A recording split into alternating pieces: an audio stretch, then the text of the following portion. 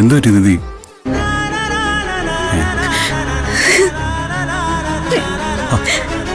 എന്താ ഇത്? എന്തിനാ ഇപ്പൊ കരയുന്നേ?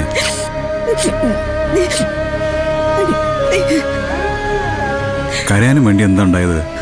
നമ്മൾ പ്ലാൻ ചെയ്തതുപോലെ തന്നെ പ്രണവിന്റെ ബർത്ത്ഡേ ഗംഭീരമായിട്ട് നമ്മൾ ആഘോഷിച്ചില്ലേ? പിന്നെ നിന്റെ ആഗ്രഹം പോലെ പ്രണവിന്റെ പേരിൽ പുതിയ പ്രോജക്റ്റ് അനൗൺസ് ചെയ്യുകയും ചെയ്തു. എന്താ അത്രയും പോരെ?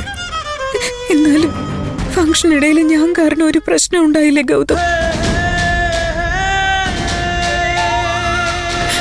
നിഖിൽ അത്തരത്തിൽ ഒരു ശീലവും ഇല്ലാത്തൊരു പയ്യന്.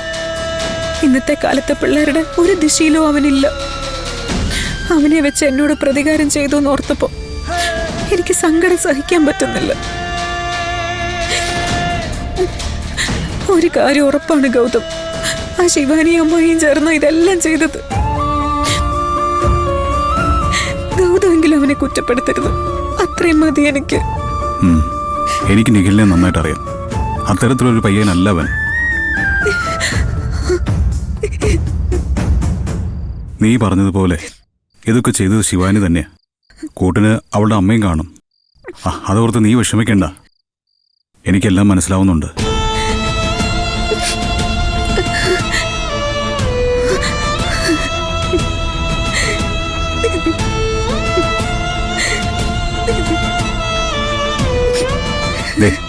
ഇതൊക്കെ ഓർത്ത് കരയാൻ നിന്നാ ജീവിതത്തിൽ അതിന് സമയം ഉണ്ടാവൂ. അത് വിട്. എന്നും ഇങ്ങനെ കരയാൻ തന്നെയാ എന്നെ പോലെയുള്ള പാവപ്പെട്ടവരുടെ വിധി. ഞങ്ങൾ കരഞ്ഞുകൊണ്ടേയിരിക്കണമെന്ന ദൈവത്തിന്റെ തീരുമാനം. എല്ലാം കഴിഞ്ഞ് സ്വബോധത്തിലേക്ക് വരുമ്പോ നിഖിലിന് എന്തുമാത്രം വിഷമം ഉണ്ടാവും. അവൻ കാരണം എനിക്ക് അപവാദം കേൾക്കേണ്ടി വന്നു എന്ന് അവനും വിചാരിക്കില്ലേ? അത് വിടുന്നിധി. വഴി പറയാൻ 1000 പേര് കാണും. ഒരു വഴി കാണിച്ചു തരാൻ ഒരാൾ പോലും കാണില്ല. അതാണ് നമ്മുടെ ലോകം. അല്ല, നിഖിലിന്റെ കാര്യം എന്തായി? അവന് കുഴപ്പമൊന്നുമില്ലല്ലോ? ഇതുവരെ അവൻ ഉറക്കം ഉണർന്നിട്ടില്ല.